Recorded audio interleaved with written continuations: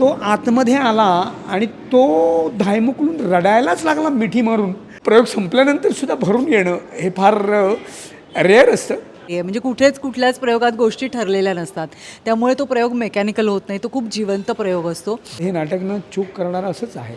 ते तुम्हाला असं ढसाढसा रडवत नाही. ते तुम्हाला बऱ्याच वेळेला असं करायला लावतं. हे प्रत्येक वयोगटातलं आहे. एकटेपणा हा काय पर्टिक्युलर 60 नंतर किंवा सिनियर सिटिझन्सचाच विषय असं नाही आहे. हा तरुणपणापासून प्रत्येकाच्या आयुष्याचा भाग आहे. एकटेपणा हा जो ही सल जी आहे तर ती सल ह्या नाटकात त्या वयोगटात आहेच बेसिकली. पण त्या वयोगटातली ती सगळी मंडळी या नाटकाला आली आणि हा अनुभव घेता आला त्यांना, तर आम्हाला जास्त आवडेल असं मला वाटतं. पडदे हलताय, वारा सुटतोय, सांगायची थोडीशी खसखस, दुपाराशी फकास, कोणीतरी आपल्याला गच्चीवर वाळत घातलंय अशी अजिबात जात नाही.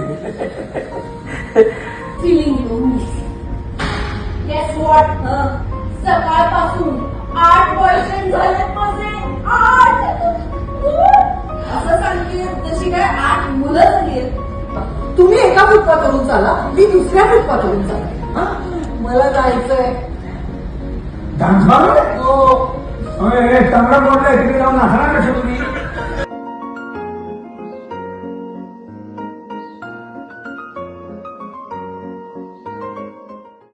संजय पेठे फोटोग्राफर तुला माहिती आहे.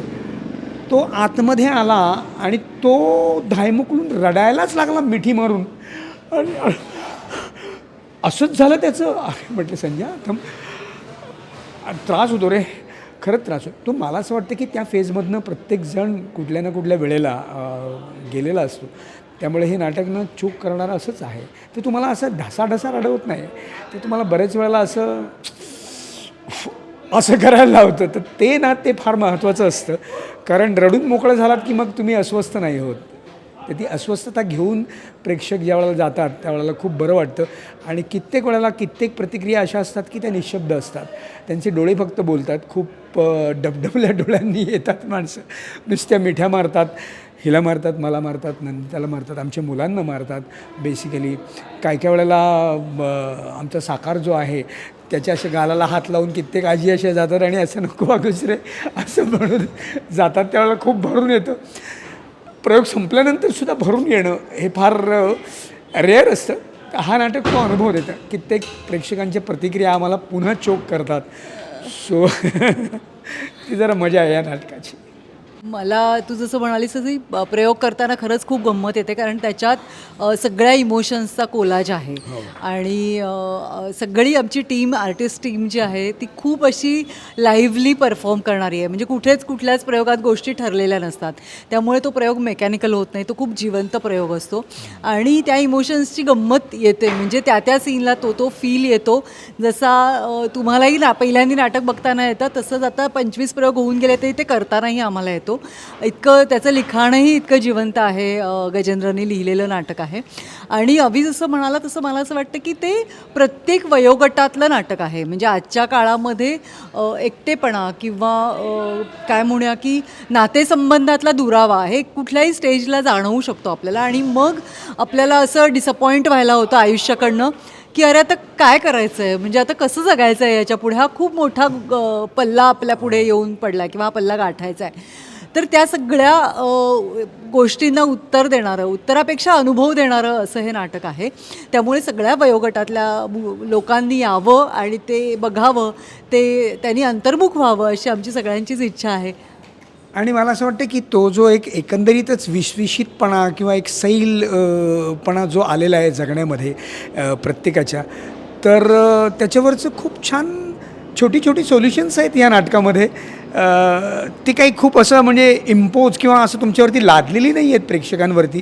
कारण ती कॅरेक्टर्स आहेत ना ह्या सगळ्या नाटकातली पूर्ण ती कॅरेक्टर्स तुमच्यातलीच आहेत. बेसिकली ती वेगळी अशी काही लिहिलेली नाही आहेत. तर तुमच्यातल्याच प्रत्येक पैलूचा भाग असणारी अशी ती कॅरेक्टर्स आहेत. त्यामुळे आम्हाला पण ते करताना अनेक वेळेला असं होतं की हे माझ्याशी पण काही रिलेटेड आहे का अशा वेळेला बऱ्याच वेळेला चोक व्हायला होतं आणि आम्ही ज्या वेळेला चोक होतो त्यावेळेला डेफिनेटली तुम्ही पण चोक होता त्यामुळे ती प्रयोगाची गंमत आहे आणि तो प्रयोग करताना प्रत्येक प्रयोगाला हा अनुभव आम्हाला येतोच नक्कीच. वाईट वाटतं एका गोष्टीचं की इतका छान आणि काय म्हणूया निकडीचा असा विषय आहे हा, बेसिकली प्रत्येकाच्या जगण्याचा भाग असलेला विषय आहे. तर हा विषय जास्तीत जास्त लोकांपर्यंत पोहोचावा अशी इच्छा आहे. पण जितका प्रतिसाद ऑडियन्सचा त्याला मिळायला हवा. आता 25च्या वरती प्रयोग व्हायला आले आमचे 27-28. तर हळूहळू गर्दी वाढती आहे. पण मला असं म्हणायचं आहे की ते एकदा झालं की नाही की मग आम्ही भरून पावलो. तुम्ही नक्की हे नाटक बघायला या. हे नाटक म्हणून आम्ही करत नाही आहोत.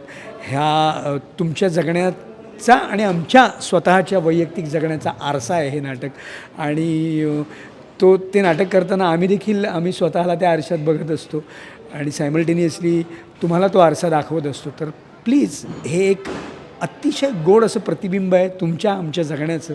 ते प्रतिबिंब नक्की बघायला या. तुम्हाला खूप आवडेल, खूप भावेल. आवडेल असं म्हणण्यापेक्षा खूप भावेल आणि स्पर्शून जाईल ह्याची खात्री मी तुम्हाला देतो. नक्की या, वाट बघतोय, भेटूया.